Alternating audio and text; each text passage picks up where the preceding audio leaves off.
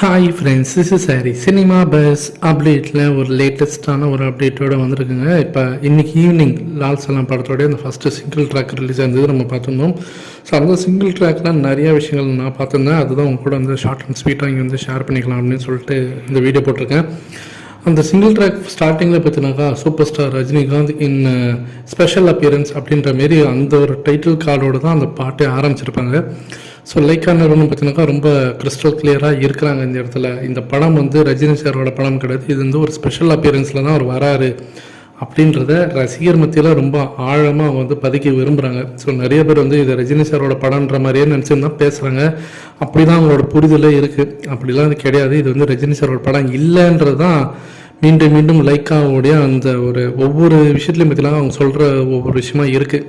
அடுத்தது காமெடி நடிகன் செந்தில் அவர்களை காட்டுறாங்க. ஸோ அவர் பார்த்தீங்கன்னாக்கா வயசான கெட்டப்பில் இருக்கார். அவரோட பேரன் குழந்தைங்களெல்லாம் வச்சுட்டு அவர் விளையாடுற மாதிரி இருக்குது அந்த திருவிழாவில். ஸோ பேக் ட்ராப்ஸ் பார்த்தீங்கன்னாக்கா ஏதோ ஹிந்து கோயிலுடைய திருவிழா மாதிரி இருக்குது. ஸோ இவரும் பார்த்தீங்கன்னாக்கா எல்லாருக்கும் விபூதியெலாம் வச்சு கொடுக்குறாரு. ஸோ இவரும் வந்து பார்த்தீங்கன்னாக்கா ஹிந்து கோயிலுடைய ஒரு தீவிரமான ஒரு பக்தராக இருக்கார். கூடவே தம்பி ராமையாவெல்லாம் காட்டுறாங்க. ஸோ அவங்களாம் ரெண்டு பேரும் பார்த்தீங்கன்னாக்கா ஒரு நல்ல ஃபேமிலி ஃப்ரெண்ட்ஸாக இருப்பாங்களோ அப்படின்ற மாதிரி தோணுது. அதுக்கு மட்டும் காமெடியன், இன்னொன்று காமெடியன் நம்ம தங்கதுரை அவரையும் காட்டுறாங்க. அது இல்லாமல் இன்னும் 2-3 பேர் காட்டுறாங்க, அவங்க யாரெல்லாம் சரியாக தெரியல. அது இல்லாமல் ஹீரோ விஷ்ணுவை காட்டுறாங்க. ஆனால் விக்ராந்த் காட்டல இந்த பாடலில். விஷ்ணு அவர்கள் இதில் காட்டுறாங்க. அவரை காட்டலாம் போது அப்போ விஷ்ணு வந்து இந்த படத்தில் வந்து ஹிந்துவாக நடிக்கிறாரு, விக்ராந்த் வந்து முஸ்லீமாக நடிக்கிறாரா அப்படின்ற ஒரு கேள்வியும் இருக்குது. ஏன்னா டீசர்லேயும் அந்த மாதிரி தான் சில விஷயங்கள் நம்ம பார்த்துருந்துருப்போம். இதில் இன்னொன்று விஷயம்னாக்கா இந்த படம் வந்து ஹிந்து முஸ்லீம் ஸோ இந்தமாரி அந்த ரிலீஜியஸ் பிரச்சனையெல்லாம் வந்து கிரிக்கெட்டில் எப்படி வந்து கொண்டு வந்திருக்காங்க, அந்த கிரிக்கெட்டில் இருக்கக்கூடிய அந்த மத விஷயங்களை பற்றி தான் இந்த படம் பேசுது அப்படின்றது ஏற்கனவே நமக்கு தெரியும்.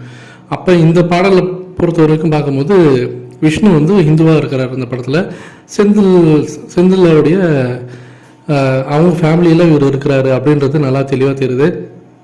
இந்த பேக்ட்ராப்ஸை பார்க்கும்போது இவங்களாம் ஒரு வில்லேஜ் பேக்ட்ராப்ஸில் இருக்கக்கூடிய ஒரு மக்கள். அங்கேருந்து ஒரு வில்லேஜ் பேக்ட்ராப்லேருந்து இருந்து ஒருத்தர் வந்து எப்படி மும்பையில் போயிட்டு நேஷனல் டீமுக்காக ஆடுறான், அங்கேருந்து எப்படி அவன் இன்டர்நேஷ்னல் டீமுக்கு போகும்போது அவனுக்கு என்ன மாதிரி பிரச்சனைகள்லாம் வருது, அதில் எப்படி ரஜினி சார் அவங்களை காப்பாற்றுறாரு அப்படின்றது தான் இந்த படத்தோடைய கருன்னு நான் நினைக்கிறேன். உங்களுடைய கருத்துக்கள் என்ன அப்படின்றத மறக்காமல் கீழே சொல்லுங்கள் ஃப்ரெண்ட்ஸ்.